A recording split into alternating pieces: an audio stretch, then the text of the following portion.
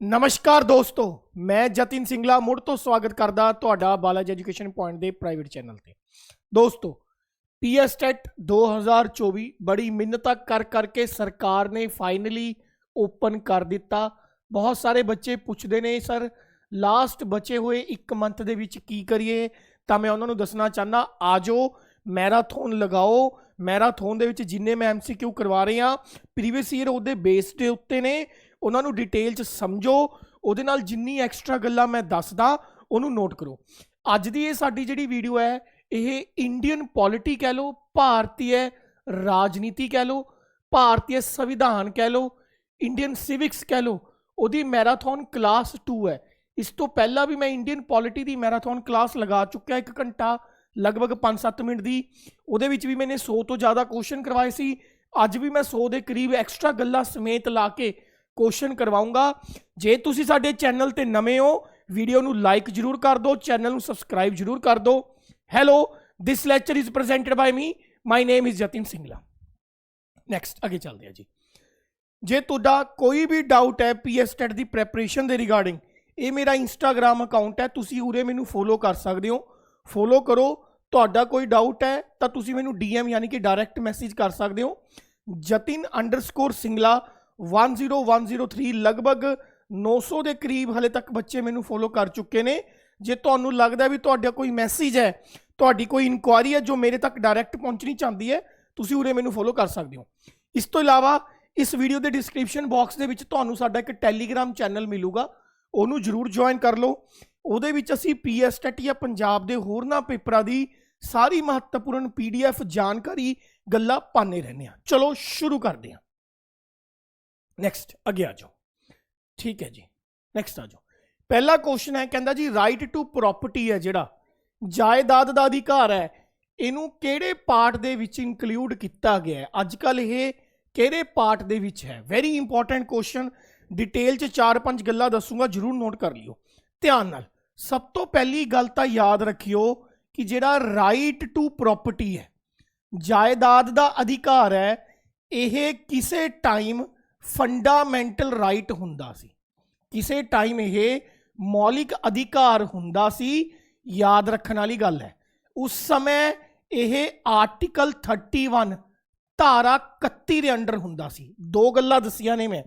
Right to property किसे time fundamental right हुंदा सी, ते फंडामेंटल राइट जदों ही हुंदा सी किहड़े आर्टिकल के अंडर आंदा सी? 31 के अंडर।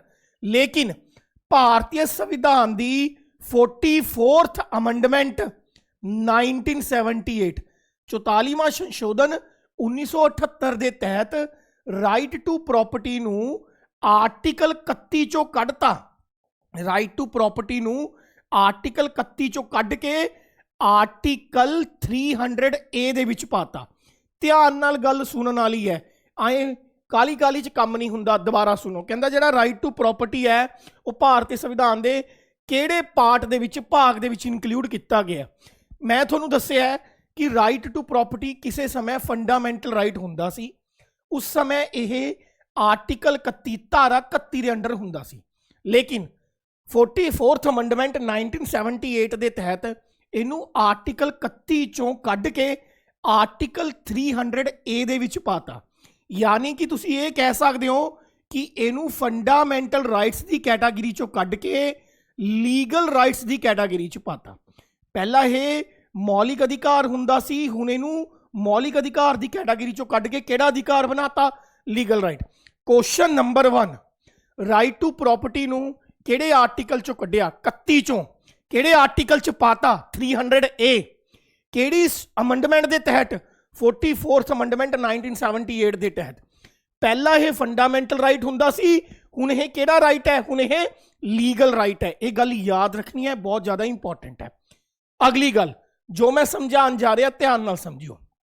भारतीय संविधान का जिहड़ा आर्टिकल 31 है वह पहला पार्ट 3 का हिस्सा सी, भाग 3 का हिस्सा सी। हुण तां जिहड़ा फंडामेंटल राइट टू प्रॉपर्टी है वह पार्ट 3 च नहीं रहा, क्योंकि वह फंडामेंटल राइट नहीं रहा। लेकिन हुण वह पार्ट 12 च चला गया। की च चला गया? पार्ट 12 च, भाग 12 च। आ जिहड़ा आर्टिकल 300A है ਹੁਣ ਇਹ ਭਾਰਤੀ ਸੰਵਿਧਾਨ ਦਾ ਭਾਗ 12 ਹੈ ਤਾਂ ਅਸੀਂ ਇਹ ਕਹਿ ਸਕਦੇ ਹਾਂ ਕਿ ਰਾਈਟ ਟੂ ਪ੍ਰੋਪਰਟੀ ਅੱਜ ਕੱਲ੍ਹ ਭਾਰਤੀ ਸੰਵਿਧਾਨ ਦੇ ਭਾਗ 12 ਦੇ ਵਿੱਚ ਹੈ। ਭਾਗ 12 ਦੇ ਵਿੱਚ ਹੈ। ਕਿਸੇ ਸਮੇਂ ਪਾਰਟ 3 ਚ ਹੁੰਦਾ ਸੀ ਜਦ ਇਹ ਫੰਡਾਮੈਂਟਲ ਰਾਈਟ ਸੀਗਾ, ਲੇਕਿਨ 44th ਅਮੈਂਡਮੈਂਟ 1978 ਦੇ ਤਹਿਤ ਇਹਨੂੰ ਫੰਡਾਮੈਂਟਲ ਰਾਈਟਸ ਦੀ ਕੈਟਾਗਰੀ ਚੋਂ ਕੱਢ ਕੇ ਲੀਗਲ ਰਾਈਟਸ ਦੀ ਕੈਟਾਗਰੀ ਦੇ ਵਿੱਚ ਸ਼ਿਫਟ ਕਰਤਾ। ਆਰਟੀਕਲ 31 ਚੋਂ ਕੱਢ ਕੇ 300A ਬਣਾਤਾ, ਪਾਰਟ 3 ਚੋਂ ਕੱਢ ਕੇ ਪਾਰਟ 12 ਚ ਸ਼ਿਫਟ ਕਰਤਾ। Very very very important question, ਕਿਰਪਾ ਕਰਕੇ ਇਹਨੂੰ ਯਾਦ ਰੱਖਿਓ। ਜੇ ਹੁਣ ਤੁਹਾਨੂੰ ਕੁਐਸਚਨ ਆਵੇ ਕਿ ਜਿਹੜਾ ਰਾਈਟ ਟੂ ਪ੍ਰੋਪਰਟੀ ਹੈ ਕੀ ਇਹ ਫੰਡਾਮੈਂਟਲ ਰਾਈਟ ਹੈ, ਨਹੀਂ, ਹੁਣ ਇਹ ਫੰਡਾਮੈਂਟਲ ਰਾਈਟ ਨਹੀਂ ਹੈਗਾ ਪਿਆਰੇ ਬੱਚੋ। ਹੁਣ ਇਹ ਕਿਹੜਾ ਰਾਈਟ ਬਣ ਗਿਆ? ਹੁਣ ਇਹ ਬਣ ਗਿਆ ਲੀਗਲ ਰਾਈਟ। ਹੁਣ ਕਿਹੜਾ ਬਣ ਗਿਆ ਇਹ? Legal right. ਕਿਹੜਾ ਰਾਈਟ ਬਣ ਗਿਆ? Legal right. ਕਿਰਪਾ ਕਰਕੇ ਗੱਲ ਯਾਦ ਰੱਖਿਓ। ਕਲੀਅਰ ਹੈ ਜੀ? ਆਈ ਹੋਪ ਇੰਨੀ ਕੁ ਗੱਲ ਤੁਹਾਨੂੰ ਕਲੀਅਰ ਹੋਊਗੀ। ਇਹ ਕੁਐਸਚਨ ਪੀਐਸ ਟੈਟ ਚ 2-3 ਵਾਰੀ ਰਿਪੀਟ ਹੋਇਆ। ਇਹ ਕੁਐਸਚਨ ਪੀਐਸ ਟੈਟ ਚ 2-3 ਵਾਰੀ ਰਿਪੀਟ ਹੋਇਆ। ਕਿਰਪਾ ਕਰਕੇ ਗੱਲ ਯਾਦ ਰੱਖਿਓ। ਨੈਕਸਟ ਕੁਝ ਹੋਰ ਐਕਸਟਰਾ ਗੱਲਾਂ ਜੋ ਤੁਸੀਂ ਯਾਦ ਰੱਖਣੀਆਂ ਨੇ, ਵੈਰੀ ਵੈਰੀ ਇੰਪੋਰਟੈਂਟ। ਹੁਣ 2-3 ਆਰਟੀਕਲ ਯਾਦ ਰੱਖਣੇ ਨੇ। ਪਹਿਲਾ ਆਰਟੀਕਲ ਯਾਦ ਰੱਖਣਾ ਹੈ ਸੁਪਰੀਮ ਕੋਰਟ ਦੇ ਰਿਲੇਟਿਡ। ਸੁਪਰੀਮ ਕੋਰਟ ਭਾਰਤੀ ਸੰਵਿਧਾਨ ਦੇ ਕਿਹੜੀ ਧਾਰਾ ਦੇ ਤਹਿਤ ਆਉਂਦਾ ਹੈ? 124। Direct question. ਸੁਪਰੀਮ ਕੋਰਟ ਭਾਰਤੀ ਸੰਵਿਧਾਨ ਦੀ ਧਾਰਾ 124 ਦੇ ਤਹਿਤ ਆਉਂਦਾ ਹੈ। ਜੇ ਪੁੱਛਿਆ ਜਾਵੇ ਹਾਈ ਕੋਰਟ ਭਾਰਤੀ ਸੰਵਿਧਾਨ ਦੀ ਕਿਹੜੀ ਧਾਰਾ ਦੇ ਅੰਦਰ ਆਉਂਦਾ ਹੈ ਤਾਂ 214 ਯਾਦ ਰੱਖਣਾ।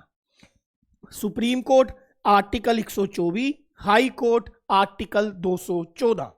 Supreme court article 124, high court article 214। ਦੋਨਾਂ ਵਿੱਚ 23 ਆਰਟੀਕਲ ਜੋੜ ਦੋ। ਸਮਝਣ ਵਾਲੀ ਗੱਲ ਹੈ, ਮੇਰਾ ਲੈਕਚਰ ਮੋਟੇ ਦਿਮਾਗ ਨੂੰ ਨਹੀਂ ਸਮਝ ਆਉਂਦਾ। ਦੋਨਾਂ ਵਿੱਚ 23 ਆਰਟੀਕਲ ਜੋੜ ਦੋ। ਕਿੰਨੇ ਆਰਟੀਕਲ ਜੋੜ ਦੋ? 23 ਆਰਟੀਕਲ ਜੋੜ ਦੋ। ਜੇ ਮੈਂ 124 ਦੇ ਵਿੱਚ 23 ਆਰਟੀਕਲ ਜੋੜਾਂ ਤਾਂ ਇਹ 147 ਤੱਕ ਜਾਊਗਾ। ਕਿੱਥੇ ਤੱਕ ਜਾਊਗਾ? 147 ਤੱਕ। ਤਾਂ ਸਾਡੇ ਕੋਲ ਭਾਰਤੀ ਸੰਵਿਧਾਨ ਦੇ ਵਿੱਚ 124 ਤੋਂ ਲੈ ਕੇ 147 ਤੱਕ ਜਿੰਨੇ ਵੀ ਆਰਟੀਕਲ ਨੇ ਸਾਰੇ ਸੁਪਰੀਮ ਕੋਰਟ ਬਾਰੇ ਦੱਸਦੇ ਨੇ। ਤਾਂ ਭਾਰਤੀ ਸੰਵਿਧਾਨ 'ਚ ਆਰਟੀਕਲ 124 ਤੋਂ ਲੈ ਕੇ 147 ਤੱਕ ਜਿੰਨੇ ਵੀ ਆਰਟੀਕਲ ਨੇ ਉਹ ਕਿਹਦੇ ਬਾਰੇ ਗੱਲ ਕਰਨਗੇ? ਸੁਪਰੀਮ ਕੋਰਟ ਬਾਰੇ। ਪਹਿਲਾ ਕੁਐਸਚਨ, ਸੁਪਰੀਮ ਕੋਰਟ ਕਿਹੜੀ ਆਰਟੀਕਲ ਦੇ ਅੰਡਰ ਆਉਂਦਾ ਹੈ? 124। 124 ਤੋਂ ਲੈ ਕੇ 147 ਤੱਕ ਦੇ ਸਾਰੇ ਆਰਟੀਕਲ ਸੁਪਰੀਮ ਕੋਰਟ ਬਾਰੇ ਦੱਸਦੇ ਨੇ। ਸਭ ਤੋਂ ਪਹਿਲਾ ਆਰਟੀਕਲ ਜੋ ਸੁਪਰੀਮ ਕੋਰਟ ਬਾਰੇ ਦੱਸਦਾ ਹੈ ਉਹ ਕਿਹੜਾ ਹੈ? 124। Very very important. ਸਿਮਿਲਰਲੀ ਸਭ ਤੋਂ ਪਹਿਲਾ ਆਰਟੀਕਲ ਜੋ ਹਾਈ ਕੋਰਟ ਬਾਰੇ ਦੱਸਦਾ ਹੈ ਉਹ ਕਿਹੜਾ? 214। 214 ਦੇ ਵਿੱਚ ਜੇ ਤੁਸੀਂ 23 ਜੋੜ ਦੋਗੇ ਇਹ ਜਾ ਕੇ ਖਤਮ ਹੋਊਗਾ 237 ਤੇ। ਕਿੱਥੇ ਜਾ ਕੇ ਖਤਮ ਹੋਊਗਾ ਪਿਆਰੇ ਬੱਚੋ? 237 ਤੇ। ਤਾਂ ਤੁਸੀਂ ਕਹਿ ਸਕਦੇ ਹੋ ਆਰਟੀਕਲ 214 ਤੋਂ 237, ਧਾਰਾ 214 ਤੋਂ 237 ਜਿੰਨੀਆਂ ਧਾਰਾਵਾਂ ਨੇ ਭਾਰਤੀ ਸੰਵਿਧਾਨ 'ਚ ਹਾਈ ਕੋਰਟ ਦੀ ਗੱਲ ਕਰਦੀਆਂ ਹਨ। ਕਿਹਦੀ ਗੱਲ ਕਰਦੀਆਂ ਹਨ ਪਿਆਰੇ ਬੱਚੋ? ਹਾਈ ਕੋਰਟ ਦੀਆਂ ਗੱਲ ਕਰਦੀਆਂ ਹਨ। ਦੁਬਾਰਾ ਸੁਣ ਲਓ, ਹਲੇ ਤੱਕ ਦਾ ਸਭ ਤੋਂ ਇੰਪੋਰਟੈਂਟ ਚੀਜ਼ ਕੀ ਹੈ? ਰਾਈਟ ਟੂ ਪ੍ਰੋਪਰਟੀ ਕਿਹੜੀ ਅਮੈਂਡਮੈਂਟ ਦੇ ਤਹਿਤ ਭਾਰਤੀ ਸੰਵਿਧਾਨ ਚੋਂ ਫੰਡਾਮੈਂਟਲ ਰਾਈਟਸ ਦੀ ਕੈਟਾਗਰੀ ਚੋਂ ਕੱਢ ਕੇ ਲੀਗਲ ਰਾਈਟਸ ਦੀ ਕੈਟਾਗਰੀ 'ਚ ਪਾਈ ਗਈ? 44th amendment 1978। ਕਲੀਅਰ ਹੈ? ਪਹਿਲਾਂ ਇਹ ਫੰਡਾਮੈਂਟਲ ਰਾਈਟ ਸੀ, ਹੁਣ ਇਹ ਕਿਹੜਾ ਰਾਈਟ ਬਣ ਗਿਆ? ਹੁਣ ਇਹ ਬਣ ਗਿਆ ਲੀਗਲ ਰਾਈਟ। ਯਾਦ ਰੱਖਿਓ, ਵੈਰੀ ਵੈਰੀ ਇੰਪੋਰਟੈਂਟ। ਪਹਿਲਾਂ ਇਹ ਆਰਟੀਕਲ 31 ਚ ਆਉਂਦਾ ਸੀ, ਹੁਣ ਇਹ ਆਰਟੀਕਲ 300A ਚ ਆਉਂਦਾ ਹੈ।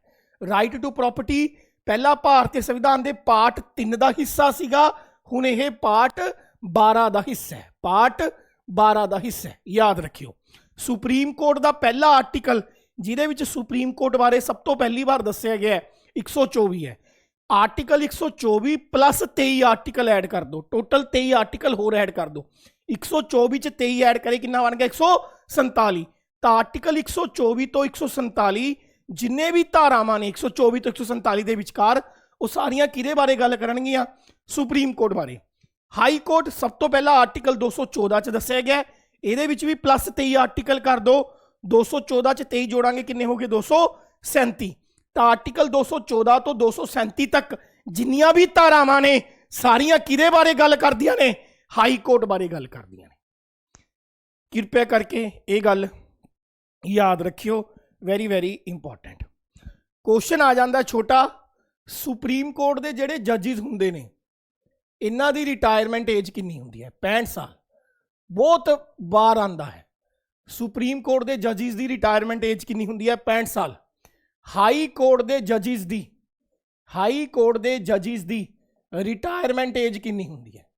हाई कोर्ट के जजिज की रिटायरमेंट एज हुंदी है 62 साल। याद रखना, सुप्रीम कोर्ट के जज की रिटायरमेंट एज हुंदी है बच्चों 65 साल, हाई कोर्ट के जज की रिटायरमेंट एज हुंदी है 62 साल। तो जे पूछा जाए डिस्ट्रिक्ट कोर्ट, ठीक है, डिस्ट्रिक्ट कोर्ट के जज की रिटायरमेंट एज हुंदी है 60 साल। डिस्ट्रिक्ट कोर्ट के जज की रिटायरमेंट एज हुंदी है 60 साल। Very very important. Supreme court के जज की रिटायरमेंट एज होगी बच्चों 65 साल, हाई कोर्ट के जज की रिटायरमेंट एज होगी 62 साल, डिस्ट्रिक्ट कोर्ट के जज की रिटायरमेंट एज होगी कितनी? 60 साल। गल्ला बारी बारी इसलिए बोलदा कि मोटे खोपड़े च थोड़े याद हो जान, ठीक है। वीडियो पसंद आवे तो वीडियो नू लाइक करो, चैनल नू सबसक्राइब कर दो, तो वीडियो शेयर जरूर करया करो, क्योंकि ये नाल किहड़ा किसी नू नौकरी मिलनी है, तो सिर्फ क्वालीफाई पेपर है ना। तो वीडियो नू जरूर शेयर करया करो कृपया करके, वेरी वेरी इंपॉर्टेंट। नैक्सट, होर इंडिया च सब तो पहली बार हाई कोर्ट किहड़े कानून के तहत बनी? मॉडर्न हिस्टरी का क्वेश्चन है, एच टैट ते सी टैट च आया इस बार। इंडिया दे विच सब तो पहली बार हाई कोर्ट है जिहड़ी ओह किहड़े एक्ट के तहत बनी सी? 1861 दे विच।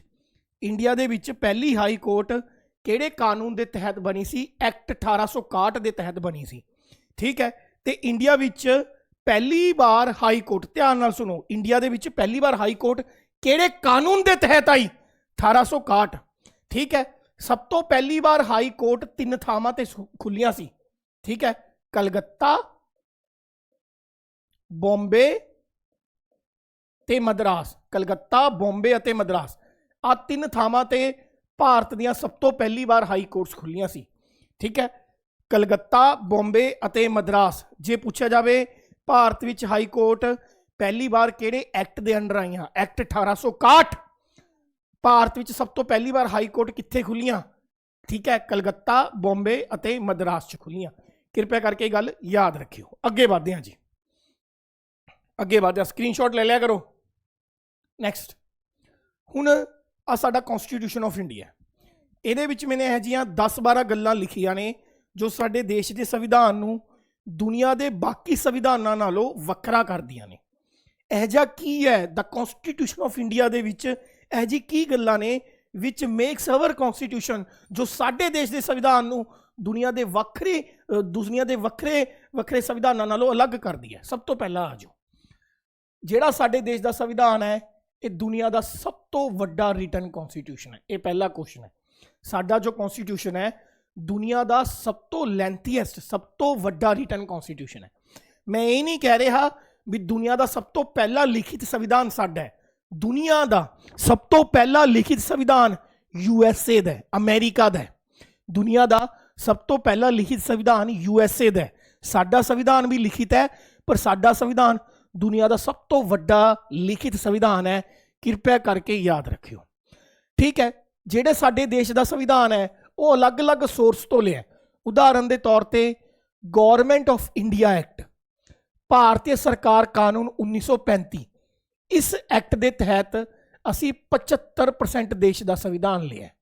तो 10 होर कंट्रीज ने, 10 अदर कंट्रीज ने जिन्हां तो असी आपदे देश के संविधान का लगभग 25% हिस्सा लिया, ठीक है। गौरमेंट ऑफ इंडिया एक्ट 1935 के तहत साडे देश के संविधान का 75% हिस्सा लिया गया। तो जिहड़ियां 10 अदर कंट्रियां ने जिवें Russia, Germany, America, France, Britain, Ireland, south Africa, यह जिहा 10 कंट्रियां ने जिन्हां तो असीं 25% संविधान लिया। कृपया करके याद रखियो, वेरी वेरी इंपॉर्टेंट। क्लीयर है। साडे उरे लोकां नूं फंडामेंटल राइट्स दिते गए ने, मौलिक अधिकार दिते गए ने, ठीक है। एक गल याद रखियो, फंडामेंटल राइट्स असी यूएसए तो लिते सी, ते यूएसए दे विच फंडामेंटल राइट्स नूं बिल ऑफ राइट्स कहा जाता है, ਇਹ ਕੁਐਸਚਨ ਸੀਟੈਟ ਦੇ ਵਿੱਚ ਪੁੱਛਿਆ ਗਿਆ। ਅਸੀਂ ਸਾਡੇ ਸੰਵਿਧਾਨ ਦੇ ਵਿੱਚ ਜਿਹੜੇ ਫੰਡਾਮੈਂਟਲ ਰਾਈਟਸ ਨੇ, ਮੌਲਿਕ ਅਧਿਕਾਰ ਨੇ, ਉਹ USA ਤੋਂ ਲਿੱਤੇ ਗਏ ਨੇ ਤੇ USA ਦੇ ਵਿੱਚ, USA ਦੇ ਸੰਵਿਧਾਨ ਦੇ ਵਿੱਚ ਫੰਡਾਮੈਂਟਲ ਰਾਈਟਸ ਨੂੰ ਬਿਲ ਆਫ ਰਾਈਟਸ ਕਿਹਾ ਜਾਂਦਾ ਹੈ। ਜਿਹੜੇ ਫੰਡਾਮੈਂਟਲ ਰਾਈਟਸ ਨੇ ਭਾਰਤੀ ਸੰਵਿਧਾਨ ਦੇ ਪਾਰਟ 3 ਵਿੱਚ ਆਉਂਦੇ ਨੇ, ਇਹ ਗੱਲ ਯਾਦ ਰੱਖਿਓ, ਭਾਰਤੀ ਸੰਵਿਧਾਨ ਦੇ ਭਾਗ 3 ਦਾ ਹਿੱਸਾ ਨੇ। ਜਿਵੇਂ ਜਿਵੇਂ ਸਾਡੇ ਕੋਲੇ ਫੰਡਾਮੈਂਟਲ ਰਾਈਟਸ ਨੇ, ਉਵੇਂ ਹੀ ਲੋਕਾਂ ਨੂੰ ਫੰਡਾਮੈਂਟਲ ਡਿਊਟੀਜ਼, ਮੌਲਿਕ ਕਰਤੱਵ ਵੀ ਦਿੱਤੇ ਗਏ ਨੇ। ਐਟ ਪ੍ਰੈਜ਼ੈਂਟ ਸਾਡੇ ਸੰਵਿਧਾਨ ਦੇ ਵਿੱਚ ਲੋਕਾਂ ਵਾਸਤੇ 11 ਫੰਡਾਮੈਂਟਲ ਡਿਊਟੀਜ਼ ਦਿੱਤੀ ਗਈਆਂ ਨੇ, ਜੋ ਕਿ ਅਸੀਂ USSR ਕਹਿ ਲਓ ਜਾਂ ਕਹਿ ਲਓ ਰਸ਼ੀਆ ਦੇ ਸੰਵਿਧਾਨ ਤੋਂ ਲਿੱਤੀਆਂ ਨੇ। ਜੇ ਲੋਕਾਂ ਕੋਲੇ ਫੰਡਾਮੈਂਟਲ ਰਾਈਟਸ ਵੀ ਨੇ ਤਾਂ ਲੋਕਾਂ ਕੋਲੇ ਫੰਡਾਮੈਂਟਲ ਡਿਊਟੀਜ਼ ਵੀ ਨੇ। ਇਹ ਸਾਡੇ ਸੰਵਿਧਾਨ ਨੂੰ ਇੱਕ ਯੂਨੀਕਨੈਸ ਦਿੰਦਾ, ਇੱਕ ਵਧੀਆ ਟੇਸਟ ਦਿੰਦਾ, ਬਲੈਂਡ ਦਿੰਦਾ ਹੈ ਵੀ ਜੇ ਅਧਿਕਾਰ ਦਿੱਤੇ ਨੇ ਨਾਲ ਦੀ ਨਾਲ ਲੋਕਾਂ ਨੂੰ ਡਿਊਟੀਜ਼ ਵੀ ਦਿੱਤੀਆਂ ਨੇ। ਠੀਕ ਹੈ, ਸਾਡਾ ਸੰਵਿਧਾਨ ਇੰਡੀਆ ਨੂੰ ਸੈਕੂਲਰ ਬਣਾਉਂਦਾ ਹੈ, ਯਾਦ ਰੱਖਿਓ। ਇਟ ਮੇਕਸ ਇੰਡੀਆ ਸੈਕੂਲਰ, ਧਰਮ ਨਿਰਪੱਖ। ਬਹੁਤ ਸਾਰੇ ਇਹੋ ਜਿਹੇ ਮੁਸਲਿਮ ਕੰਟਰੀਜ਼ ਨੇ ਜੋ ਸੈਕੂਲਰ ਨਹੀਂ ਹੁੰਦੇ, ਉਹ ਆਪਦੇ ਦੇਸ਼ ਨੂੰ ਇਸਲਾਮਿਕ ਲਾਜ਼ ਦੇ ਅਕੋਰਡਿੰਗ ਚਲਾਉਂਦੇ ਨੇ। ਠੀਕ ਹੈ, ਕੁਰਾਨ ਸ਼ਰੀਫ ਜੀ ਦੇ ਅਕੋਰਡਿੰਗ ਕਹਿ ਲਓ ਜਾਂ ਉਹਨਾਂ ਦਾ ਜੋ ਵੀ ਇਸਲਾਮ ਦਾ ਲਾਅ ਹੁੰਦਾ ਉਹਦੇ ਅਕੋਰਡਿੰਗ ਚਲਾਉਂਦੇ ਨੇ। ਇੰਡੀਆ ਦੇ ਵਿੱਚ ਕੋਈ ਧਰਮ ਦਾ ਕਾਨੂੰਨ ਨਹੀਂ ਚੱਲਦਾ, ਇੰਡੀਆ ਦੇ ਵਿੱਚ ਕਨਸਟੀਟਿਊਸ਼ਨ ਚੱਲਦਾ ਹੈ, ਇਸ ਲਈ ਅਸੀਂ ਸੈਕੂਲਰ ਹਾਂ, ਧਰਮ ਨਿਰਪੱਖ ਹਾਂ। ਕਲੀਅਰ ਹੋ ਗਈ ਗੱਲ। ਇੰਡੀਆ ਦੇ ਵਿੱਚ ਹਰ ਇੱਕ ਨਾਗਰਿਕ ਨੂੰ ਸਿੰਗਲ ਸਿਟੀਜ਼ਨਸ਼ਿਪ ਦਿੱਤੀ ਗਈ ਹੈ। ਪਿਛਲੀ ਵੀਡੀਓ ਦੇ ਵਿੱਚ ਵੀ ਮੈਂ ਇਹਦਾ ਜ਼ਿਕਰ ਕੀਤਾ ਸੀ। ਕਈ ਦੇਸ਼ਾਂ ਦੇ ਵਿੱਚ ਡਬਲ ਸਿਟੀਜ਼ਨਸ਼ਿਪ ਹੁੰਦੀ ਹੈ, ਦੋਹਰੀ ਨਾਗਰਿਕਤਾ ਹੁੰਦੀ ਹੈ, ਜਿਵੇਂ USA, ਉੱਥੇ ਡਬਲ ਸਿਟੀਜ਼ਨਸ਼ਿਪ ਹੈ। ਠੀਕ ਹੈ, ਸਾਡੇ ਉਰੇ ਸਿੰਗਲ ਸਿਟੀਜ਼ਨਸ਼ਿਪ ਹੈ। ਤੇ ਸਿੰਗਲ ਸਿਟੀਜ਼ਨਸ਼ਿਪ ਦਾ ਕਨਸੈਪਟ ਅਸੀਂ ਕਿਹੜੇ ਦੇਸ਼ ਤੋਂ ਲਿਆ? ਸਿੰਗਲ ਸਿਟੀਜ਼ਨਸ਼ਿਪ ਦਾ ਕਨਸੈਪਟ ਅਸੀਂ ਇੰਗਲੈਂਡ ਤੋਂ ਲਿਆ, ਯਾਦ ਰੱਖਿਓ। ਸਾਡੇ ਉਰੇ ਇੰਡੀਪੈਂਡੈਂਟ ਬਾਡੀਜ਼ ਨੇ, ਉਦਾਹਰਨ ਦੇ ਤੌਰ ਤੇ ਸੁਪਰੀਮ ਕੋਰਟ ਹੈ, ਇਹ ਇੰਡੀਪੈਂਡੈਂਟ ਹੈ, ਕਾਰਜਪਾਲਿਕਾ ਤੋਂ ਵੀ, ਠੀਕ ਹੈ, ਅਤੇ ਵਿਧਾਨ ਪਾਲਿਕਾ ਤੋਂ ਵੀ ਇੰਡੀਪੈਂਡੈਂਟ ਹੈ। ਸੁਪਰੀਮ ਕੋਰਟ ਨੂੰ ਇੰਡੀਪੈਂਡੈਂਸ ਦਿੱਤੀ ਗਈ ਹੈ ਆਪਦੇ ਡਿਸੀਜਨ ਵਾਸਤੇ, ਨਾ ਉਹਦੇ ਉੱਤੇ ਕਿਸੇ ਪੋਲਿਟਿਕਸ ਦਾ ਜ਼ੋਰ ਹੈ, ਨਾ ਉਹਦੇ ਉੱਤੇ ਕਿਸੇ ਧਰਮ ਦਾ ਜ਼ੋਰ ਹੈ। ਸੁਪਰੀਮ ਕੋਰਟ ਇੰਡੀਪੈਂਡੈਂਟ ਹੈ। ਇਹ ਜੀ ਬਹੁਤ ਸਾਰੀ ਚੀਜ਼ਾਂ ਨੇ ਸਾਡੇ ਸੰਵਿਧਾਨ 'ਚ ਜੋ ਇੰਡੀਪੈਂਡੈਂਟ ਨੇ, ਜਿਹਦੇ ਉੱਤੇ ਕਿਸੇ ਦਾ ਕੋਈ ਕਬਜ਼ਾ ਨਹੀਂ ਹੈਗਾ, ਉਹ ਆਪਦੀ ਆਜ਼ਾਦ ਸੋਚ ਨਾਲ ਡਿਸੀਜਨ ਦੇਣਗੇ। ਸਾਡੇ ਉਰੇ ਐਮਰਜੈਂਸੀ ਪ੍ਰੋਵੀਜ਼ਨ ਨੇ, 3 ਤਰੀਕੇ ਦੀ ਐਮਰਜੈਂਸੀਆਂ ਰੱਖੀ ਗਈਆਂ ਨੇ ਇੰਡੀਆ 'ਚ। ਪਹਿਲੀ ਹੈਗੀ ਹੈ ਨੈਸ਼ਨਲ ਐਮਰਜੈਂਸੀ, ਦੂਸਰੀ ਹੈਗੀ ਹੈ ਸਟੇਟ ਐਮਰਜੈਂਸੀ ਤੇ ਤੀਸਰੀ ਹੈਗੀ ਹੈ ਫਾਈਨੈਂਸ਼ੀਅਲ ਐਮਰਜੈਂਸੀ।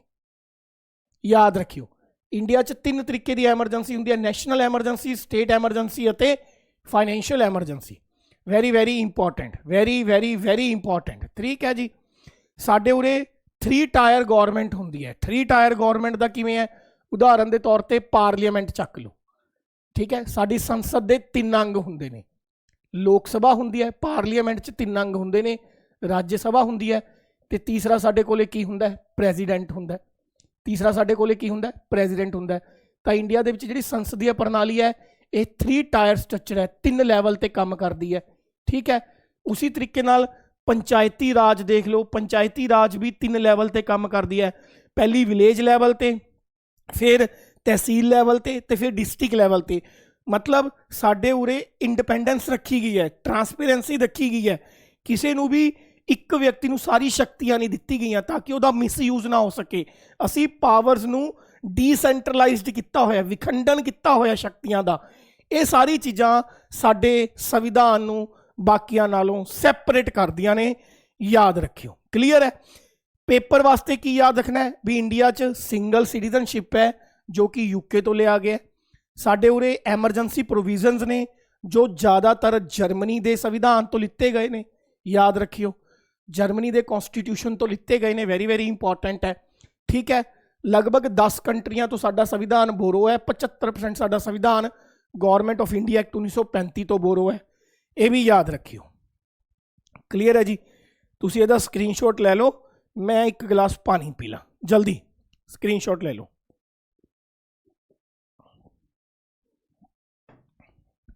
ਨੈਕਸਟ ਅੱਗੇ ਵਧਦੇ ਹਾਂ ਜੀ। ਹੁਣ ਉਰੇ ਮੈਂ ਤੁਹਾਡੇ ਵਾਸਤੇ ਲੈ ਕੇ ਆਇਆ ਆਪਣੇ ਸੰਵਿਧਾਨ ਦੇ ਸਾਰੇ ਇੰਪੋਰਟੈਂਟ ਪਾਰਟ ਵਿਦ ਆਰਟੀਕਲ। ਮੈਂ ਇਹ ਨਹੀਂ ਕਹਿ ਰਿਹਾ ਵੀ ਸਾਰੇ ਯਾਦ ਰੱਖੋ, ਪਰ ਮੈਂ ਤੁਹਾਨੂੰ ਇਹ ਕਹਿ ਰਿਹਾ ਜਿਹੜੇ ਮੈਂ ਤੁਹਾਨੂੰ ਦੱਸੂਗਾ ਘੱਟੋ ਘੱਟ ਉਹ ਜ਼ਰੂਰ ਯਾਦ ਰੱਖਿਓ। ਜਿਹੜੇ ਜਿਹੜੇ ਪਾर्ट ਪੁੱਛਦਾ सब तो पहला पार्ट 1 वेरी इंपॉर्टेंट, ये याद रखना है। पार्ट 1 याद रखियो। पार्ट 1 आर्टिकल 1 तो लैके 4 तक मैं उरे लिख भी दिना। सब तो पहला याद रखना है पार्ट 1 भाग 1, ये धारा 1 तो लैके कित्थे तक जाती है 4 तक, ठीक है। ये दस्या होया यूनीयन एंड इट्स टैरेटरी, संघ अते संघ दे नाल जुड़े हुए इलाके, union and it's territory. Next याद रखना है पार्ट 2 वेरी इंपॉर्टेंट बाबे, वेरी इंपॉर्टेंट। पार्ट 2 धारा 5 तो लैके 11 तक जाती है। ये सारे सिटीजनशिप नागरिकता दे नाल जुड़े हुए नियम हैं। सिटीजनशिप किवें नागरिकता कोई बाहर वाला लै सकता है, किवें किसी दी इंडियन नागरिकता जा सकती है, किहड़ी गलतियां करके, है ना। नैक्सट याद रखना है पार्ट 3 भाग 3 धारा 12 तो 35 फंडामेंटल राइट्स, भाग 3 12 तो 35 फंडामेंटल राइट्स। भाग 3 दे विच मौलिक अधिकारां दा वर्णन है। किहदा वर्णन है? मौलिक अधिकारां दा वर्णन है। फिर याद रखना है पार्ट 4 अज दा सब तो वड्डा सब तो महत्वपूर्ण क्वेश्चन है पार्ट 4 भाग 4 सब तो ज़्यादा पूछा जाता है। पार्ट 4 जिहड़ा पार्ट 4 है प्यारे बच्चों, यह आर्टिकल 36 तो लैके 51 तक जाता है। 36 तो लैके 51 तक जाता है। यह हैगा DPSP directive principle of state policy, राज दी नीति अते निर्देश दे सिद्धांत, राज दी नीति अते निर्देश दे सिद्धांत। उस तो बाद याद रखना है पार्ट 4A आर्टिकल 51A, यह फंडामेंटल ड्यूटीज़ है। पहला तो आह 5 पार्ट बहुत जरूरी ने। पार्ट 1 आर्टिकल 1 तो लैके 4 तक जो ये दसदा है कि इंडिया दे विच इंडिया दे किहड़े-किहड़े हिस्से ने, किन्नियां स्टेटां ने, किन्नियां यूनीयन ने, है ना। पार्ट 2 5 तो 11 जिथे पहला खत्म होगा अगला उत्थों शुरू होगा। 5 तो 11 सिटीजनशिप नागरिकता दे नाल जुड़े हुए अधिनियमां दा वर्णन करता है। पार्ट 3 12 तो 35 मौलिक अधिकारां दा वर्णन करता है।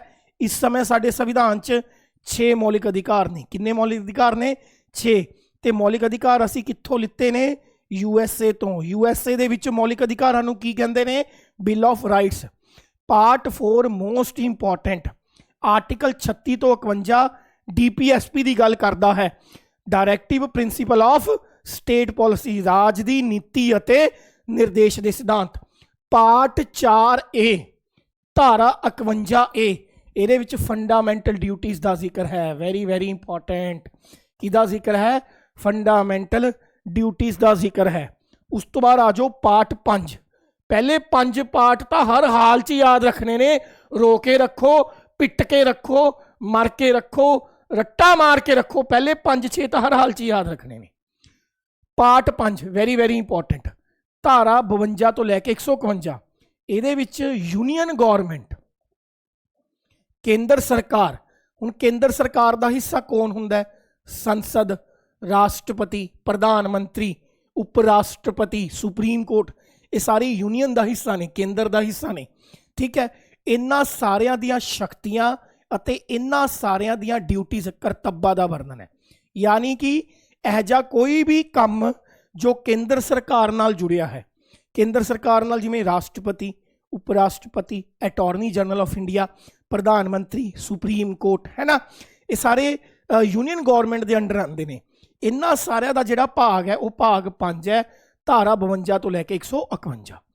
इसी भाग दे विच राष्ट्रपति, प्रधानमंत्री, सुप्रीम कोर्ट, उपराष्ट्रपति सारे भाग 5 दे विच आंदे ने, याद रखियो। सारे भाग 5 दे विच आंदे ने, याद रखियो। आ वाला पार्ट 6 ये भी याद रख सकते हो, वेरी इंपॉर्टेंट है। देखो भाग 5 च केंद्र सरकार नाल जुड़ी हुई हर एक चीज़ का वर्णन है। भाग 6 च स्टेट गौरमेंट, राज्य सरकार नाल जुड़ी हुई हर एक चीज़ का वर्णन है। ठीक है, हुण राज्य सरकार च कौन कौन होगा? Governor, high court, CM, डेपूटी CM जे हैगा, राज दी विधान सभा, राज दी विधान परिषद जे हैगी है। इन्हां सारी चीज़ों का जिक्र पार्ट 6 च है, धारा 152 तो लैके 237। आ जाओ आ जाओ मेरे नाल दोबारा डिस्कस कर दिया, आ जाओ दोबारा डिस्कस कर दिया। पार्ट 1 1 तो लैके 4 तक यूनियन एंड टेरिटरी। भाग 2 धारा 5 तो लैके 11 तक सिटीजनशिप दे नियम। पार्ट 3 12 तो लैके 35 तक फंडामेंटल राइट्स। पार्ट 4 36 तो लैके 51 तक DPSP directory principle of state policies, जो असी आयरलैंड तो लित्तियां ने, पंजाबी च कहंदे ने राज दी नीति अते निर्देश दे सिद्धांत। Part 4A article 51A fundamental duties का जिक्र करता है, मौलिक कर्तव्यों का जिक्र करता है, ठीक है। तो फंडामेंटल ड्यूटीज असी रशिया तो लित्तियां ने। उस तो बाद पार्ट 5 आर्टिकल 52 तो लैके 151 तक union government and its duties. Part 6 152 तो 237 state government and its duties. Next आ जाओ, यह बाकी बचे हुए पार्ट ने, सारे याद करने की कोई लोड़ नहीं, ठीक है ना। ये विचों जेड़े सब तो इंपॉर्टेंट पार्ट मैं थोनू लिखवा रहे हैं वो जरूर याद कर लियो, ठीक है। सब तो पहला तो तुसी पार्ट बीमा याद रखना है। पार्ट बी बी मतलब 20 वाला, ये विच सिर्फ इको ही आर्टिकल आता है, आर्टिकल 368। तो आर्टिकल 368 या पार्ट 20 दे विच संविधान दे विच अमेंडमेंट करन दे प्रोसैस नूं दस्सिया गया। जे तुसी संविधान दे विच शोध करना चाहते हो, चेंज करना चाहते हो, बदलाव करना चाहते हो, उस प्रक्रिया का वर्णन भारतीय संविधान के भाग 20 किया गया, धारा 368। तो मैं पिछली क्लास से दस्सिया सी कि जिहड़ा अमेंडमेंट प्रोसैस है यह असी साउथ अफ्रीका के संविधान तो लिता गया। अमेंडमेंट प्रोसैस इंडिया के संविधान के कित्थों लिता गया? साउथ अफ्रीका के। ये उत्ते डबल स्टार मारो, ये जरूर याद करना है तुसीं। एक तुसी याद करना है प्यारे बच्चों, पार्ट 15, ये रहा पार्ट 15, वेरी इंपॉर्टेंट। पार्ट 15 भाग 15 आर्टिकल 324 तो 329। आर्टिकल 324 है जिहड़ा election commission of India, election commission of India Bharat विच चुनाव आयोग का वर्णन करता है कि जिहड़ा इलैक्शन कमीशन ऑफ इंडिया है वो किहदे किहदे इलैक्शन कंडक्ट कराऊगा तो किवें कराऊगा, ठीक है। हुण पंजाब दे विच इलैक्शन होके गए ने, पंचायती इलैक्शन होके गए ने ना पंजाब च, पंचायती इलैक्शन। तो पंचायती इलैक्शन स्टेट इलैक्शन कमीशन करवांदा हुंदा है, ये गल याद रखियो, ठीक है। दो तरीके के इलैक्शन कमीशन हुंदे ने, इलैक्शन कमीशन ऑफ इंडिया, एक स्टेट इलैक्शन कमीशन। पंचायती इलैक्शन स्टेट इलैक्शन कमीशन करवांदा हुंदा है, ते पंचायती इलैक्शन हमेशा स्टेट लिस्ट का हिस्सा हुंदे ने। किहड़ी लिस्ट के अंडर आंदे ने? State list. पिछली वीडियो च दस्सिया सी 3 लिस्टां हुंदियां ने, स्टेट लिस्ट, यूनियन लिस्ट ते कनकरेंट लिस्ट। पंचायती इलैक्शन स्टेट इलैक्शन कमीशन करवांदा है। Part 15 election commission of India के बारे दसदा है, जिहड़े इंडिया लैवल के इलैक्शन ने, ठीक है, जिवें लोक सभा दे, इस तरीके दे नाल इन्हां बारे दसदा है, वेरी वेरी इंपॉर्टेंट। पार्ट 9 ये नहीं भुलना, आ है थोड़े पेपर का क्वेश्चन। पार्ट 9 आर्टिकल 243 तो लैके 243O, जिवें 243A, 243B, 243C, आए करके 243O तक। ਇਹਦੇ ਵਿੱਚ इंडिया च पंचायती इलैक्शनां दा वर्णन है, वेरी इंपॉर्टेंट। ਤੁਹਾਨੂੰ डायरैक्ट क्वेश्चन आऊगा भारत विच पंचायती इलैक्शन का वर्णन, पंचायती इलैक्शनां की डिस्क्रिप्शन किहड़े भाग च दसी गई है? पार्ट 9 च दसी गई है, पार्ट 9 च। पार्ट बीमा article 368 amendment process. Part 15 article 324 तो 329 इंडिया लैवल के election, election commission of India conduct करवाता है, उन्होंने बारे दस्या गया, ठीक है। पार्ट 9 पंचायती इलैक्शन बारे दस्या गया, ठीक है, 243 तो 243O तक। कृपया करके आ वाले पार्ट तो जरूर याद रखियो, very very very very important. Clear है? ठीक है जी। एक आ गया पार्ट 18। पार्ट 18 ये इंडिया च जिन्नियां भी एमरजेंसीज ने वो दसी गई ने, 352 तो लैके 360 तक। National emergency article 352, state emergency article 356 के अंडर आती है, तो फाइनैंशियल एमरजेंसी आर्टिकल 360 के अंडर आती है।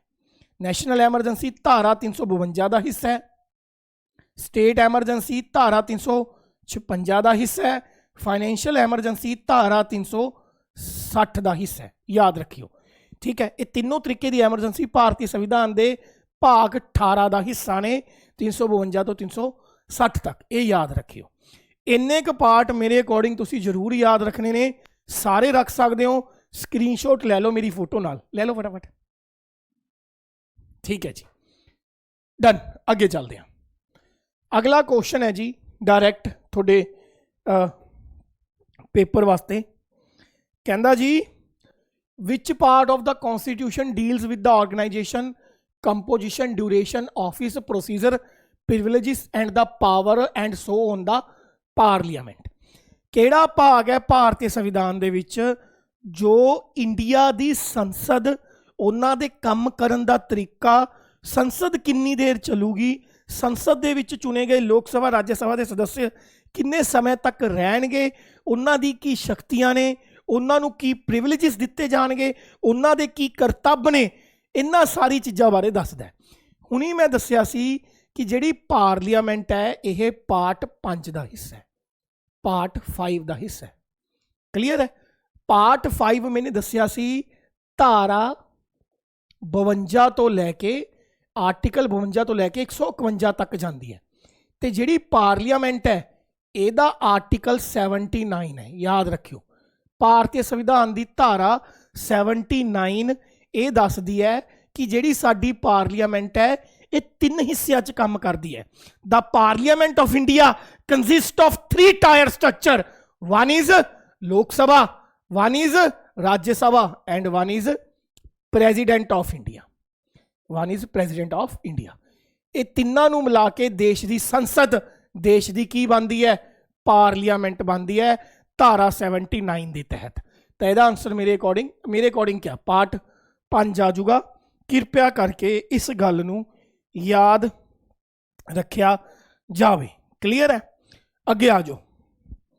आर्टिकल 80, आर्टिकल 80 ये गल करदा है राज्य सभा बारे, कली राज्य सभा बारे भी राज्य सभा की कंपोजिशन किन्नी हो। उदाहरण के तौर पर पंजाब च राज्य सभा के किन्ने मैंबर निकलते हैं? पंजाब च राज्य सभा के 7 मैंबर निकलते हैं। सब तो ज़्यादा राज्य सभा के मैंबर निकलते हैं यूपी चों, किन्ने? ठीक है जी, सब तो ज़्यादा राज्य सभा के मैंबर निकलते हैं यूपी चों, किन्ने? 31। हरियाणे च राज्य सभा के किन्ने मैंबर ने? 5। किहड़ी स्टेटा च राज्य सभा के किन्ने मैंबर होणगे? यह धारा 80 दसदी है। ठीक है, आर्टिकल 80 ते आर्टिकल 81 81 ये गल करदा है कंपोजिशन ऑफ लोक सभा, भी लोक सभा दे विच कित्थों किन्ने सदस्य आएंगे। कंपोजिशन ऑफ लोक सभा, उदाहरण के तौर पर पंजाब दे विच लोक सभा के 13 मैंबर हुंदे ने। सब तो ज़्यादा लोक सभा के मैंबर यूपी च हुंदे ने 80, राज्य सभा के भी ते लोक सभा के भी सब तो ज़्यादा मैंबर यूपी च हुंदे ने। हरियाणे च जे पुछ ले लोक सभा के किन्ने मैंबर ने, तो हरियाणे च लोक सभा के 10 मैंबर हुंदे ने। ठीक है, याद रखियो। तो आर्टिकल 79 पार्लीमेंट बारे दसदा है भी साडी पार्लीमेंट 3 चीज़ों नाल बनी है, लोक सभा, राज्य सभा ते प्रेजिडेंट। आर्टिकल 80 जो है वो दसदा है सानू किहदे बारे? वो दसदा है राज्य सभा की कंपोजिशन बारे कि राज्य सभा दे विच कित्थों किन्ने मैंबर आएंगे। सब तो ज़्यादा राज्य सभा के मैंबर यूपी चों आते हैं, किन्ने? 80। राज्य सभा के सब तो ज़्यादा मैंबर यूपी चों आते हैं 31, तो लोक सभा के सब तो ज़्यादा मैंबर कित्थों आते हैं? यूपी चों ही, किन्ने? 80। राज्य सभा के 31 ने यूपी चों, तो लोक सभा के 80 ने। लोक सभा का आर्टिकल कितना है? 81। ये सारी गल्लां याद रखनियां जरूरी ने ते थोड़े पेपर वास्ते बारी बारी पूछियां जांदियां हन। कृपया करके इनू याद रखियो। क्लीयर है जी? ठीक है। एक याद रखियो आर्टिकल 76 धारा 76, article 76 attorney general of India, attorney general of India, article 76 attorney general of India. शायद 2022 के PS टेट के पेपर च अटॉर्नी जनरल ऑफ इंडिया का धारा पूछी गई सी, पूछी गई है। आई एम नॉट श्योर कि वो किहड़े साल दे च, पर आई जरूर है PS टेट च। Article 76 attorney general of India बारे गल करती है। ठीक है जी। एक याद रखना है आर्टिकल 123, आर्टिकल 123 ਆਰਟੀਕਲ 123 ਰਾਸ਼ਟਰਪਤੀ ਦੀ ਆਰਡੀਨੈਂਸ ਪਾਵਰ ਵਾਲੇ ਗੱਲ ਕਰਦੀ ਹੈ। ਅਧਿਆਦੇਸ਼ ਸ਼ਕਤੀਆਂ, ਰਾਸ਼ਟਰਪਤੀ ਦੀ ਅਧਿਆਦੇਸ਼ ਸ਼ਕਤੀਆਂ ਦਾ ਜ਼ਿਕਰ ਕਰਦੀ ਹੈ। Very very important. Article 123 of the Indian Constitution is talks about the ordinance power of the President of India। याद रखिएगा, वेरी वेरी इंपॉर्टेंट। कुछ छोटे क्वेश्चन ने उही सुन लो, लिख लियो। जिमें कि राष्ट्रपति है जिहड़ा वो आपदा अस्तीफा किहनूं दिंदा है, प्रेजिडेंट आपदा अस्तीफा वाइस प्रेजिडेंट नूं दिंदा है, ते वाइस प्रेजिडेंट आपदा अस्तीफा प्रेजिडेंट नूं दिंदा है। राष्ट्रपति आपदा अस्तीफा उप राष्ट्रपति नूं देऊगा ते उप राष्ट्रपति आपदा अस्तीफा राष्ट्रपति नूं देऊगा। प्रेजिडेंट की तनख्वाह कितनी होंगी है? 5 लाख रुपये महीना, 5 लाख रुपीज़ पर मंथ। ये राष्ट्रपति की तनख्वाह होंगी है। प्रेजिडेंट नूं सौं कौन चकवांदा है? Chief justice of India. Supreme court का जिहड़ा सब तो वड्डा जज हुंदा है उहनूं चीफ जस्टिस ऑफ इंडिया कहा जाता है। भारत का मुख्य न्यायाधीश यह राष्ट्रपति नूं सौं चकवांदा है। तो जे chief justice of India absent होवे, भारत के सुप्रीम कोर्ट का सब तो वड्डा जज एबसेंट होवे, ਉਹਦੀ गैर हाज़री ਦੇ ਵਿੱਚ चीफ जस्टिस ऑफ इंडिया तो बाद ਜਿਹੜਾ ਦੂਜੇ नंबर ਤੇ सीनियर मोस्ट जज ਹੁੰਦਾ सुप्रीम कोर्ट 'ਚ, फिर वो राष्ट्रपति ਨੂੰ ਸਹੁੰ ਚਕਵਾ ਦੂਗਾ। सैकेंड सीनियर मोस्ट जज, ठीक है। राष्ट्रपति ਨੂੰ ਸਹੁੰ कौन चकवाऊगा? Chief justice of India. In the absence of the chief justice of India, the second most senior जज of the supreme court will take the privilege and जो है वो राष्ट्रपति ਨੂੰ ਸਹੁੰ चकवाऊगा। कृपया करके याद रखियो। राष्ट्रपति और उप राष्ट्रपति बनने वास्ते घट्टो घट्ट उम्र 35 साल चाहिए है। ये क्वेश्चन आम जे आ जाते हैं। राष्ट्रपति और उप राष्ट्रपति बनने वास्ते न्यूनतम आयु कितनी चाहिए? 35 साल। लोक सभा का मैंबर बनने वास्ते घट्टो घट्ट उम्र चाहिए है 25 साल। राज्य सभा का मैंबर बनने वास्ते घट्टो घट्ट उम्र चाहिए है 30 साल। मैं बारी बारी घट्टो घट्ट शब्द इस्तेमाल किया है, वधो वध नहीं। पेपर च क्वेश्चन आऊगा लोकसभा का सदस्य बनने के लिए आयु कितनी चाहिए, उसमें लिखा होगा 25 साल, घट्टो घट्ट 25 साल, वधो वध 25 साल। सारे तो तुसी याद रखना है घट्टो घट्ट लोकसभा का मैंबर बनने वास्ते घट्टो घट्ट 25 साल, वधो वध जिन्नी मर्जी होवे। राज्य सभा का मैंबर बनने वास्ते घट्टो घट्ट 30 साल, वधो वध जिन्नी मर्जी होवे। राष्ट्रपति या उप राष्ट्रपति बनने वास्ते घट्टो घट्ट उम्र कितनी चाहिए है? 35 साल, वधो वध जिन्नी मर्जी हो। क्लीयर है जी गल? कृपया करके ये चीज़ां याद रखियो। नैक्सट क्वेश्चन की तरफ बढ़ते हैं। Which one of the following is not included in fundamental to equality as equality as enshrined in the Indian constitution? बड़ा औखा जिहा शब्द बोलता। कहंदा जी साडे संविधान दे विच फंडामेंटल राइट है राइट टू इक्वैलिटी। तो जिहड़ा राइट टू इक्वैलिटी है वो किहड़ी इक्वैलिटी दिंदा है ते इहदे विचों किहड़ी इक्वैलिटी फंडामेंटल राइट्स दे विच नहीं दित्ती गई? सब तो पहला तो तुहानूं पता होना चाहिए है कि आर्टिकल 14 तो लैके 18 तक, आर्टिकल 14 तो लैके आर्टिकल 18 तक ये साडा पहला फंडामेंटल राइट है जिहदा नाम है right to equality. Right to equality, समानता का अधिकार। हुण इहदे विच वखरी वखरी इक्वैलिटीज़ दित्ती गई ने। सब तो पहला दित्ती गई है आर्टिकल 14 इक्वैलिटी बिफोर लॉ। सब तो पहली इक्वैलिटी है आर्टिकल 14। ये की कहता है? Equality before law. Equality before law, कानून के सामने सारे बराबर होंगे। तो जिहड़ी इक्वैलिटी बिफोर लॉ है ये असी यूके के संविधान तो लीती है। कानून के सामने समानता, इक्वैलिटी बिफोर लॉ है जिहड़ी ये असी यूके के संविधान तो लीती है। ठीक है। नैक्सट फिर है article 15। Article 15 prohibition of discrimination. Prohibition का मतलब होंदा मनाही, डिस्क्रिमिनेशन का मतलब होंदा भेदभाव। प्रोहिबिशन ऑफ डिस्क्रिमिनेशन, ठीक है, कि किसी नाल कोई भेदभाव नहीं होगा बेस्ड ऑन किदे उत्ते? बेस्ड एज, सैक्स, मेल है या फीमेल है, कास्ट या रिलीजन। इस आधार ते समाज दे विच किसी नाल कोई भेदभाव नहीं होगा। तो इसी चीज़ नूं बोलते हैं आर्टिकल 15 नूं सोशल इक्वैलिटी। तो इसी चीज़ नूं बोलते हैं सोशल इक्वैलिटी, समाजिक समानता। ठीक है, समाजिक समानता। आर्टिकल 14 इक्वैलिटी बिफोर लॉ, कानून के सामने सारे बराबर होंगे। क्लीयर है। नेक्स्ट है आर्टिकल 16, आर्टिकल 16। ठीक है, ਇਹਦਾ ਇਹ ਕਹਿੰਦਾ ਹੈ इक्वल अपॉर्चुनिटी, ਸਾਰਿਆਂ ਨੂੰ बराबर अपॉर्चुनिटी ਦਿੱਤੀ ਜਾਊਗੀ। Equal opportunity, equal opportunity. ठीक है, इन पब्लिक सर्विस, मतलब ਸਾਰਿਆਂ ਨੂੰ सरकारी नौकरियां, सरकारी मौकरियां ਦੇ ਵਿੱਚ बराबरी ਦੀ अपॉर्चुनिटी ਦਿੱਤੀ ਜਾਊ। आए नहीं हैगा हिंदुओं ਨੂੰ ਵੱਧ अपॉर्चुनिटी, सिखां ਨੂੰ घट या मुसलमानों ਨੂੰ ਵੱਧ या किसी कास्ट या किसी धर्म ਨੂੰ ਵੱਧ घट नहीं। क्लीयर है। फिर आंदा है आर्टिकल 17, वेरी इंपॉर्टेंट, अनटचेबिलिटी।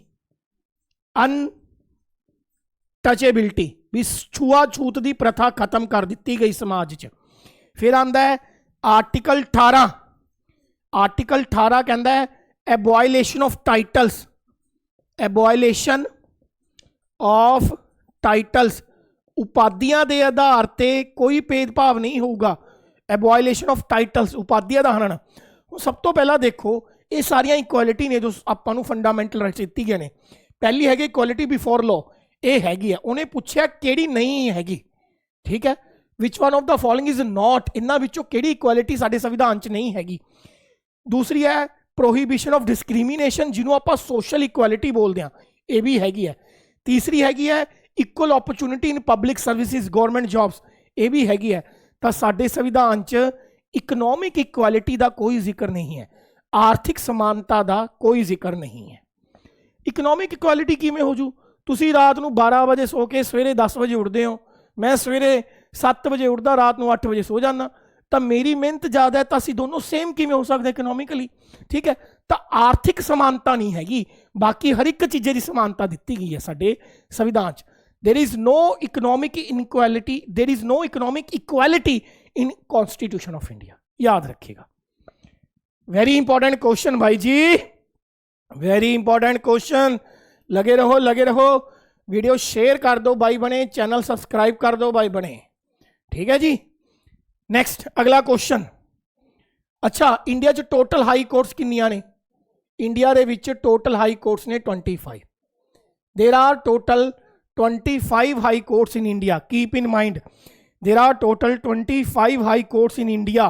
कृपया करके याद रखिए, भारत में टोटल 25 हाई कोर्ट्स हैं। जेड़ी सब तो लेटेस्ट बनी है वो बनी है Amravati high court, Andhra Pradesh. Amravati high court Andhra Pradesh, Amravati high court Andhra Pradesh, ये सब तो लेटेस्ट हाई कोर्ट है जो इंडिया च बनी है। सुप्रीम कोर्ट एक है। टोटल हाई कोर्ट किन्नियां ने भारत च? 25। सारे क्वेश्चन मैं लभ के ले गया ना, एक एक चूज करके भी आप पे प्रीवियस ईयर पेपर। ठीक है, 1 जनवरी 2019 ਨੂੰ अमरावती हाई कोर्ट बनी सी। भारत में टोटल 25 हाई कोर्ट्स हैं, जिन्हां विचों सब तो पहलियां कलकत्ता, बॉम्बे और मद्रास हैं, जो एक्ट 1861 के तहत बनिया सन। सब तो latest high court Amravati high court है, जो कि आंध्र प्रदेश स्टेट दी है, जो कि 1 जनवरी 2019 ਨੂੰ बनी है। याद रखने वाली गल है, कृपया करके इनू जरूर याद रखा जाए। ठीक है जी। अच्छा जी, एक भारतीय संविधान का आर्टिकल 231 पूछा गया, याद रखियो 231। हूँ आर्टिकल 231 है, मैं दसिया सी आर्टिकल 214 तो लैके 237 तक जिन्ने भी आर्टिकल्स ने सारे हाई कोर्ट का जिक्र करनगे, तो 231 भी हाई कोर्ट नाल जुड़ी हो। आर्टिकल 231 की कहता है भी जिहड़ी सिंगल हाई कोर्ट है, सिंगल हाई कोर्ट है जिहड़ी ओह 1 और मोर स्टेटां दी हो सकती है, 1 और more states the common high court हो सकती है। एक या एक तो ज़्यादा स्टेटां दी एक हाई कोर्ट हो सकती है। उदाहरण के तौर पर पंजाब दी, हरियाणे दी, चंडीगढ़ दी इक्को ही हाई कोर्ट है, पंजाब हरियाणा चंडीगढ़ हाई कोर्ट। तो एक तो ज़्यादा स्टेटां दी सिंगल हाई कोर्ट हो सकती है। यह रूल धारा लॉ भारतीय संविधान की धारा 231 के तहत आता है। किहदे तहत आता प्यारे बच्चों? 231 के तहत आता है। कृपया करके इनू याद रखने वाली गल है। ठीक है जी, फटाफट स्क्रीनशॉट ले लो, मैं एक गिलास पानी पी ला।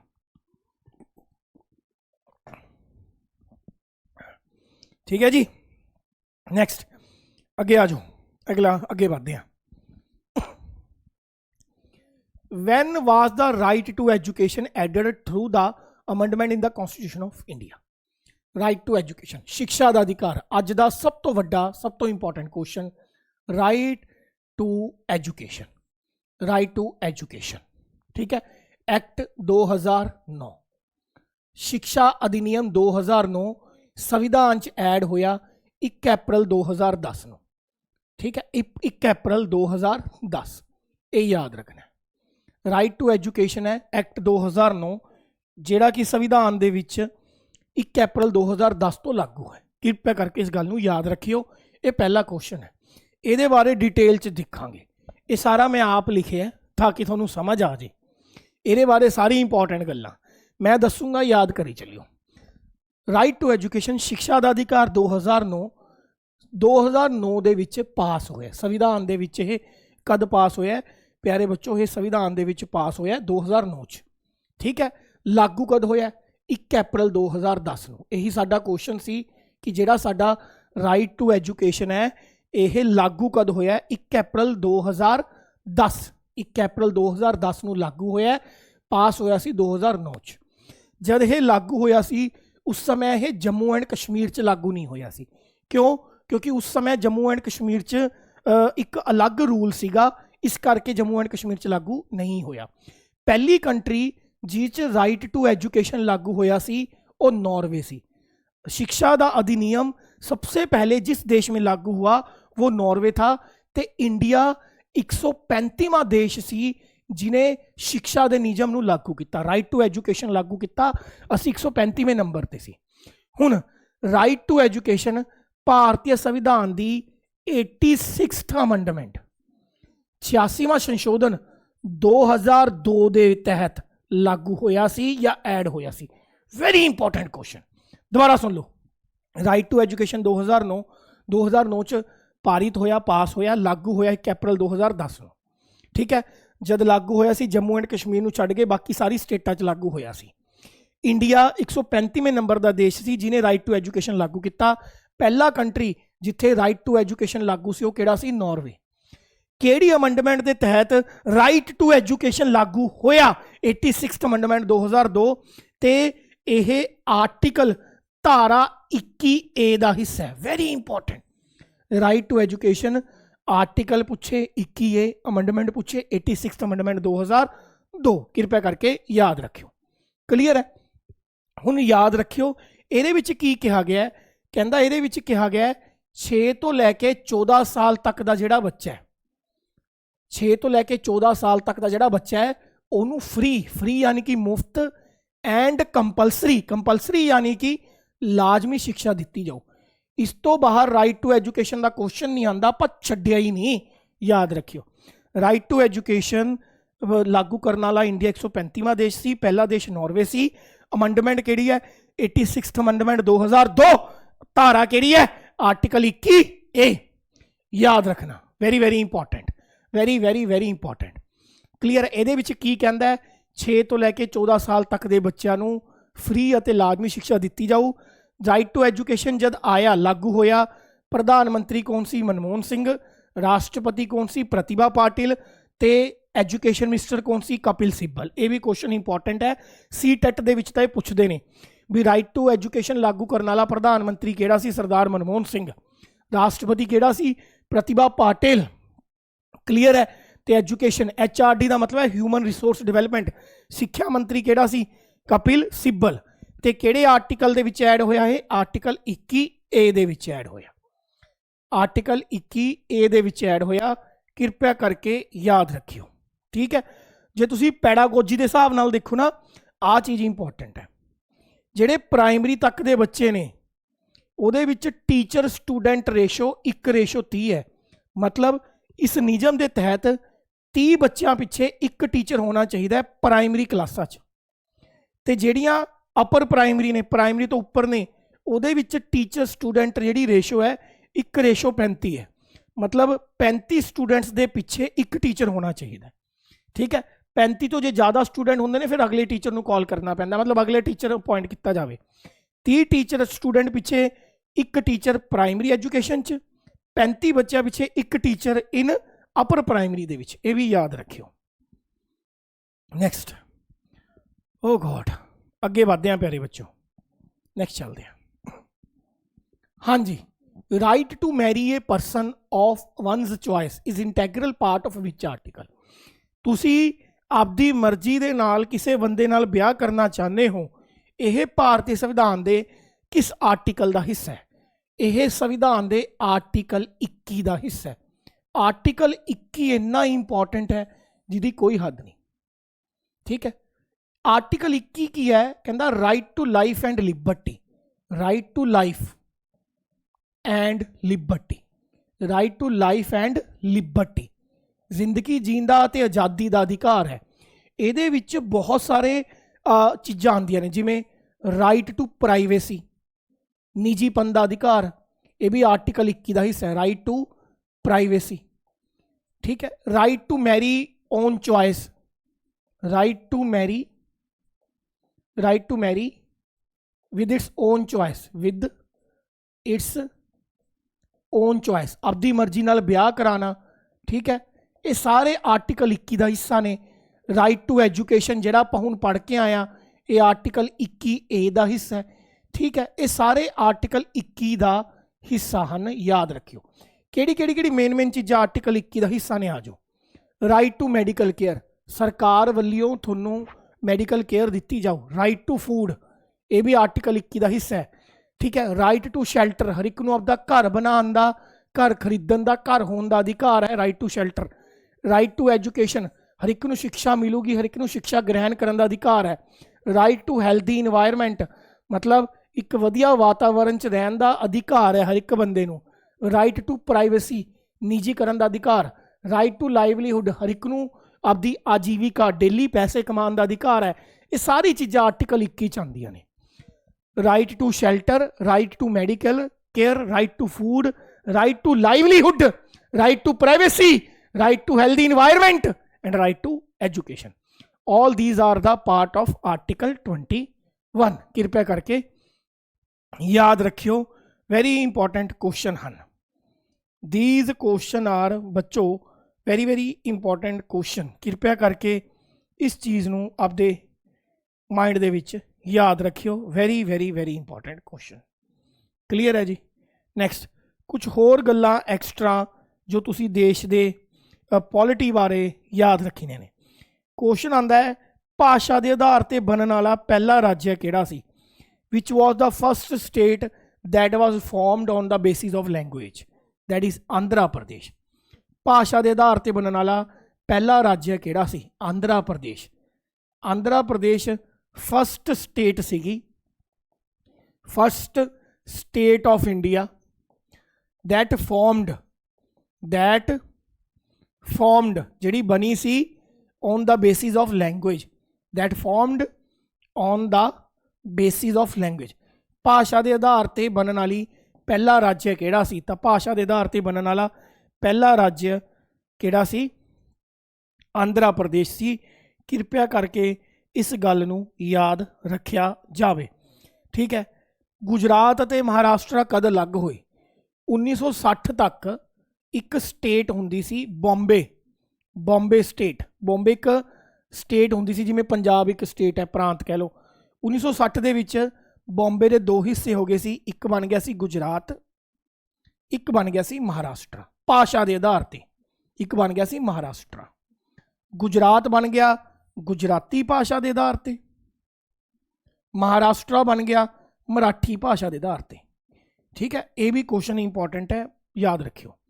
उवें ही 1966 दे विच भारतीय संविधान की 18वीं अमेंडमेंट, याद रखियो, भारतीय संविधान की 18th अमेंडमेंट के तहत पंजाब दे भी 3 टुकड़े होए।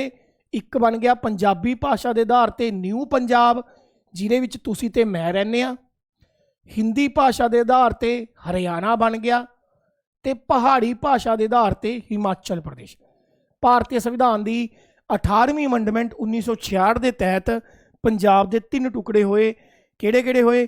पंजाबी भाषा के आधार पर पंजाब, हिंदी भाषा के आधार पर हरियाणा, पहाड़ी भाषा के आधार पर हिमाचल, प्रदेश। ये गल्लां जरूरी ने, कृपया करके इनू जरूर जरूर जरूर याद रखिया जावे।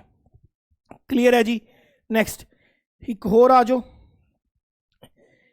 होर एक चीज़ इंपॉर्टेंट, आर्टिकल 51 याद रखना है। Article 51 promotion of international peace, ये पूछा गया। Article 51 promotion of international peace, अंतरराष्ट्रीय शांति नू प्रमोट करांगे। प्रमोशन ऑफ इंटरनेशनल पीस, असी हमेशा अंतरराष्ट्रीय शांति की गल करांगे। प्रमोशन ऑफ इंटरनेशनल पीस, असी हमेशा अंतरराष्ट्रीय शांति की गल करांगे। प्रमोशन ऑफ इंटरनेशनल पीस, कृपया करके याद रखियो, very very important.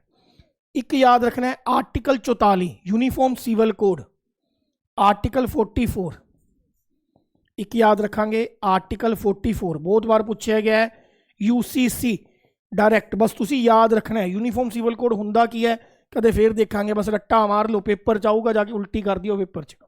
Uniform civil code, uniform civil code, ठीक है। एक याद रखना है article 40 panchayati raj, article 40 panchayati raj, article 40 panchayati raj. दोबारा दस देना, article 21 right to life and liberty, ये right to privacy, right to marry with own choice, right to food, right to shelter, right to live in healthy environment, ये सारी चीज़ां आंदियां ने। राइट टू एजुकेशन आंदा है। भाषा के आधार पर बनने वाली पहली स्टेट किहड़ी सी? तां भाषा के आधार पर बनने वाली पहली स्टेट सी आंध्र प्रदेश। 1960 दे विच बॉम्बे के 2 हिस्से किए गए, एक बनया गुजरात, एक बनया महाराष्ट्र। गुजरात बनया गुजराती भाषा के आधार पर, महाराष्ट्र बनया मराठी भाषा के आधार पर। 18वीं अमेंडमेंट भारतीय संविधान की 18th अमेंडमेंट 1966 के तहत पंजाब के 3 टुकड़े किए गए। पंजाबी भाषा के आधार पर बनया पंजाब, हिंदी भाषा के आधार पर बनया हरियाणा, तो पहाड़ी भाषा के आधार पर बनया हिमाचल प्रदेश। क्लीयर है। आर्टिकल 51 लास्ट टाइम PSTET पूछा गया सी, प्रमोशन ऑफ इंटरनेशनल पीस, अंतरराष्ट्रीय शांति नू महत्वता दी जाऊगी, प्रमोशन ऑफ इंटरनेशनल पीस की जाऊगी, ये याद रखियो। आर्टिकल 44 यूनीफॉर्म सिविल कोड, ठीक है। एक देश एक संविधान एक प्रावधान, यानी कि एक देश होगा, एक संविधान होगा, एक कानून होगा, उन्होंने UCC बोलते हैं, यूनीफॉर्म सिविल कोड, खासकर सिविल राइट्स नू लैके। आर्टिकल 40 गल करता है पंचायती राज बारे। Article 40 is talks about the panchayati raj, कृपया करके याद रखियो, वेरी वेरी इंपॉर्टेंट। ये स्क्रीनशॉट ले लो, ठीक है जी। ये मैं करवाता। नैक्सट अगे बढ़ते हैं। कहता जी कनकरेंट लिस्ट है जिहड़ी असी कित्थों लिती है? We have borrowed concurrent list from the which constitution in the world. देखो संविधान च 3 लिस्टां होंदियां ने। पहली होंदी है list 1 known as union list, बहुत बार दस्सिया मैं, पिछली वीडियो च भी करवाया सी। एक होंदी है list 2 known as state list, known as state list. तीसरी होंदी है list 3 known as concurrent list, known as concurrent list, concurrent list. Union list दे विच वो सारे सबजैक्ट होंदे ने जिहदे विच सिर्फ सेंटर गौरमेंट का रोल रहूगा, मतलब इन्हां नूं कंट्रोल करने की पावर कल्ली केंद्र सरकार कोले है, जिमें डिफेंस, ठीक है, जिमें रेलवे, ये सेंटर गौरमेंट के कंट्रोल च होंदी है। जिमें कि फॉरन अफेयर्स विदेशी मामले, फॉरन अफेयर्स, ठीक है। जिमें कि तुहाडे कोले करंसी, करंसी दे नाल जुड़े हुए मसले, इस तरीके दे नाल। स्टेट लिस्ट दे विच वो सारी चीज़ां होंदियां ने, वो सारे सबजैक्ट होंदे ने जो सिर्फ और सिर्फ स्टेट गौरमेंट कंट्रोल करूगी, राज्य सरकार के कंट्रोल च होणगे। जिमें कि पंचायती राज, पंचायती राज, पंचायती इलैक्शन कह लो, सॉरी, स्टेट लिस्ट का हिस्सा ने। जिमें कि ट्रांसपोर्ट, अपने उरे चलती ना PRTC घोड़े वाली, आप सारिਆਂ ने ਕਦੇ ਨਾ ਕਦੇ ਸਫ਼ਰ ਕੀਤਾ ਹੋ PRTC ਜਾਂ ਪੈਪਸੂ, ਜਿਵੇਂ ਐਗਰੀਕਲਚਰ, ਇਹ ਸਾਰੇ ਸਟੇਟ ਲਿਸਟ ਦਾ ਹਿੱਸਾ ਨੇ। ਉਵੇਂ ਹੀ ਹੁੰਦੀ ਹੈ ਕਨਕਰੈਂਟ ਲਿਸਟ, ਜਿਹਦੇ ਵਿੱਚ state government plus centre government ਦੋਨੋਂ ਮਿਲ ਕੇ ਕੰਮ ਕਰਨਗੀਆਂ। ਜਿਵੇਂ ਕਿ ਐਜੂਕੇਸ਼ਨ, ਸਿੱਖਿਆ, ਆਪਣੇ ਉਰੇ PS ਟੈਟ ਵੀ ਹੁੰਦਾ ਹੈ ਪੰਜਾਬ ਦੇ ਸਕੂਲਾਂ 'ਚ ਟੀਚਰ ਰੱਖਣ ਵਾਸਤੇ, C ਟੈਟ ਵੀ ਹੁੰਦਾ ਕੇਂਦਰੀ ਵਿਦਿਆਲਿਆ ਸੈਂਟਰ ਗੌਰਮੈਂਟ ਦੇ ਸਕੂਲਾਂ 'ਚ ਰੱਖਣ ਵਾਸਤੇ, ਯਾਨੀ ਕਿ ਐਜੂਕੇਸ਼ਨ 'ਚ ਦੋਨੋਂ ਕੰਮ ਕਰਦੇ ਨੇ।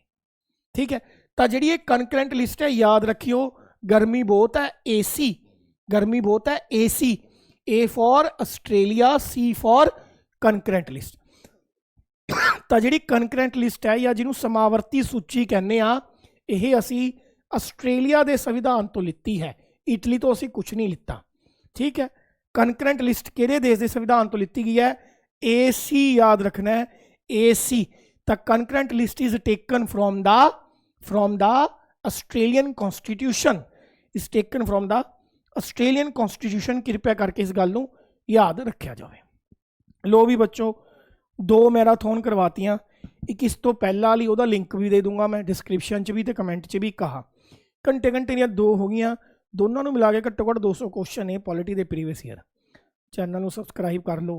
ਹੁਣ मैं ਤੁਹਾਨੂੰ ਇਹ ਕਹਿਣ ਵਾਸਤੇ ਵੀ ਮੇਰੀ ਵੀਡੀਓ ਵਧੀਆ ਹੈ, ਮੇਰਾ ਕੰਟੈਂਟ ਵਧੀਆ ਹੈ, ਸੁਰਖੀ ਬਿੰਦੀ ਲਾ ਕੇ ਆਇਆ ਕਰਾਂ, ਤੁਸੀਂ ਉਹਨਾਂ ਦਾ ਹੀ ਚੈਨਲ ਸਬਸਕ੍ਰਾਈਬ ਕਰ ਦਿਓ, ਕੰਮ ਵਾਲੇ ਬੰਦੇ ਦਾ ਵੀ ਕਰ ਲਿਆ ਕਰੋ। Thank you so much.